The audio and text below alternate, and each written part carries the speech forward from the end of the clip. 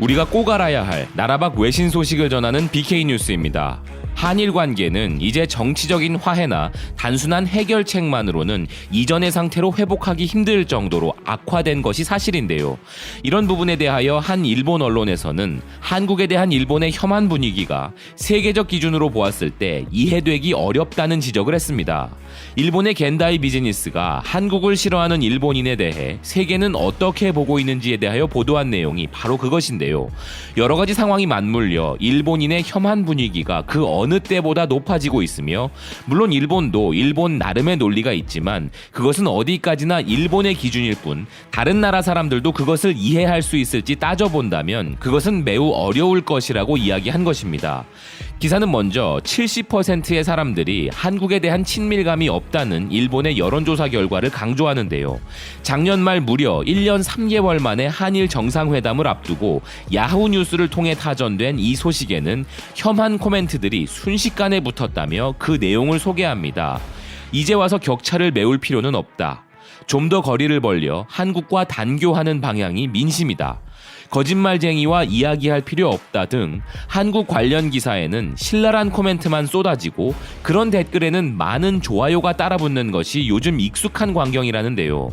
이 같은 한국이 싫다는 일본인의 정서는 내각부가 연말에 공표한 외교에 관한 여론조사 결과에서도 여실히 드러난다는 기사는 한국의 친밀감을 느끼지 않는다고 대답한 사람이 전년 대비 13.5% 늘어난 71.5%에 달해 1978년 조사 개시 이래 최악의 상태라는데요.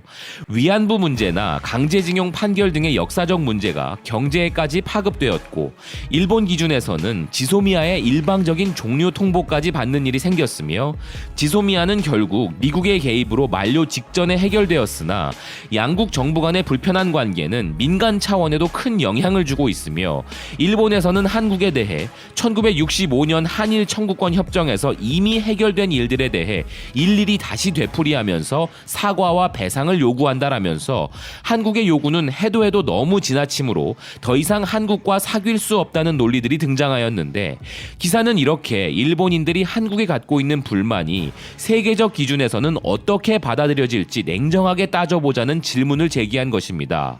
먼저 런던 대학 킹스 칼리지의 일본 프로그램의 부장인 이탈리아 출신의 알레시오 파탈라노는 최근 한국 정부의 움직임을 보면 일본인들 사이에서 반감이 커지는 것도 무리가 아니라며, 2015년에 일본 정부는 한국 정부와 위안부 문제에 대해서 비가역적인이란 문구가 들어간 합의에 이르렀기에 한국 정부는 이러한 국가 간의 약속을 더욱 무겁게 받아들여야 한다라고 이야기했다는데요.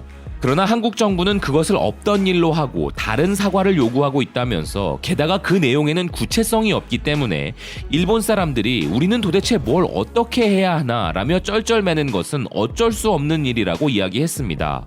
또한 그는 이어서 국제정치의 관점에서 말하면 2년간 한국 정부는 많은 불공평한 언동을 거듭해왔다며, 지소미아의 일방적인 종료선언뿐만 아니라 2018년 말에는 한국 해군이 일본 자위대에 대해서 사격용 화기 관제 레이더를 조사하는 사건도 있었고, 독도 주변에서 대규모 군사훈련도 하고 있는데 이런 것들은 동맹국을 대하는 태도라 보기 어렵다는 언급을 했다는데요. 이 사람의 주장은 사실과 다른 부분들이 있다는 것을 시청자 여러분들도 알아채셨겠으나 일단 기사를 이어가도록 하겠습니다.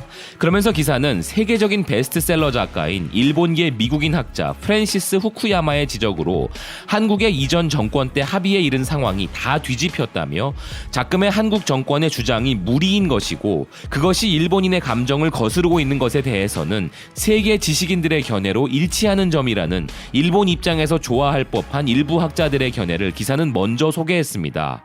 그러나 기사는 이어서 그렇다면 이들 해외의 지식인들이 모두 한국을 싫어하는 일본인의 심정에 전적으로 동의하고 있는가라는 질문을 한다면 그것은 그렇게 간단하지 않다면서 일본인들의 이런 감정에 동의하지 않는 해외의 의견들도 이어가는데요. 앞서 한국 측이 무리한 요구를 한다 주장했던 런던 대학의 파탈라노는 한일 관계를 부각시키고 있는 구미 언론들 중에 양국의 문제에 대해 실제로 어느 쪽이 옳다 악하고 편을 드는 듯한 견해는 없다면서 예를 들어 뉴욕타임즈는 한국 측의 눈높이에 다소 동의하고 동정하고 있고 워싱턴 포스트는 객관적인 보도를 하는데 그러나 이런 것은 어디까지나 언론사들의 정치적 입지가 반영되었을 뿐 한일 양국 국민의 생각에 대해 그들은 지극히 단순한 시각을 갖고 있다고 이야기합니다. 일본에서는 세계적으로 한국이 나쁘다고 하는 논조가 완전히 자리 잡았고 동맹국 미국도 이에 대해 같은 의견이라는 말이 심심치 않게 나오지만 사실은 그렇지 않으며 어느 쪽이나 마찬가지라는 분석들이 주류를 이루고 있다고 이야기하는데요.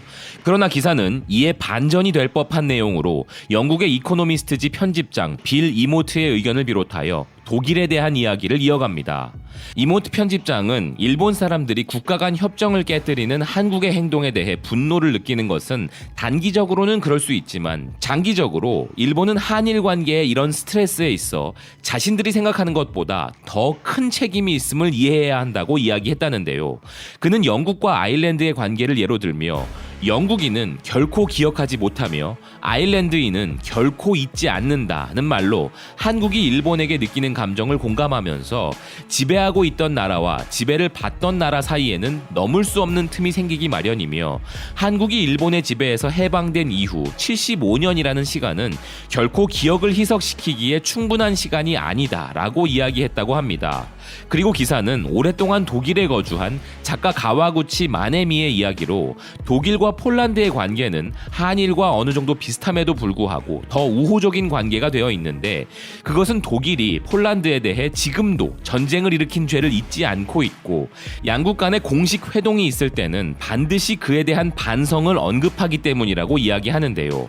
이렇게 독일이 과거사에 대한 반성을 저자세로 쌓아온 덕분에 폴란드에서는 독일에 대한 대규모 시위가 벌어지는 광경을 볼 수 없는 것이며 기사는 그러한 독일의 자세의 예시로 1970년 빌리 브란트 서독 수상이 폴란드를 방문하여 유대인 집단 거주지역 기념비 앞에서 무릎을 꿇고 사죄했던 모습을 제시하면서 독일은 교과서를 통해서도 전쟁에 대한 역사적 사실이 현재를 살고 있는 자신들의 문제임을 거듭 서술하고 있다고 이야기합니다.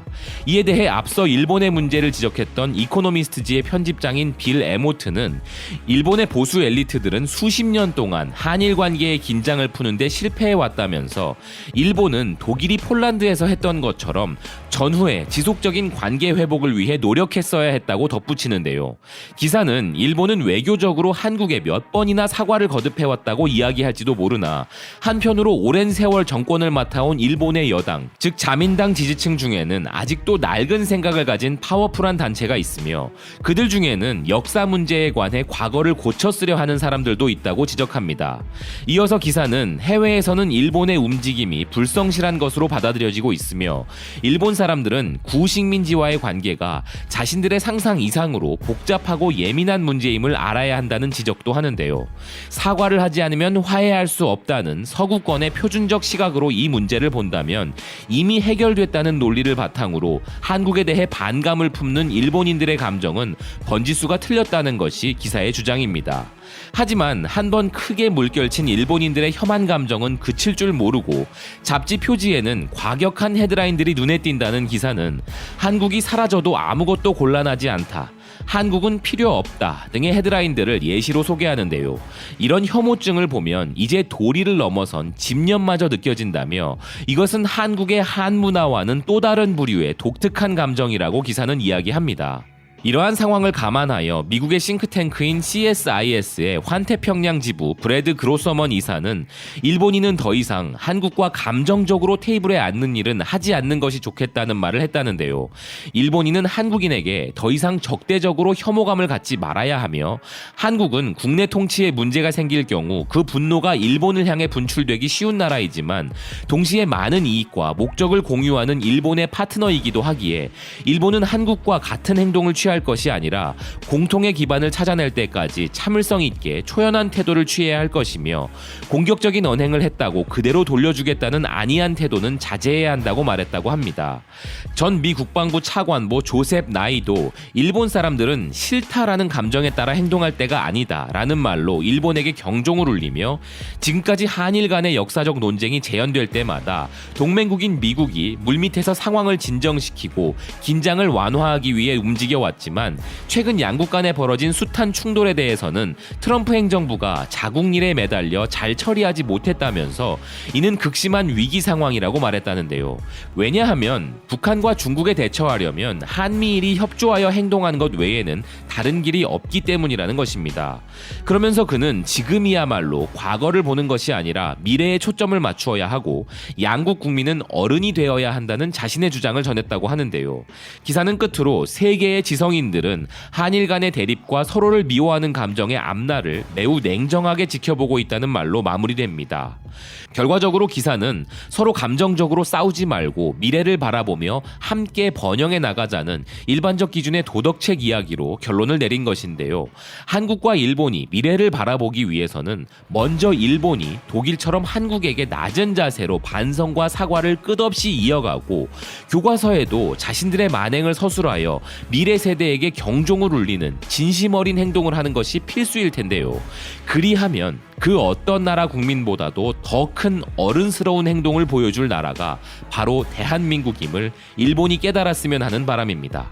지금까지 BK 뉴스였습니다. 오늘도 시청해주셔서 감사드립니다.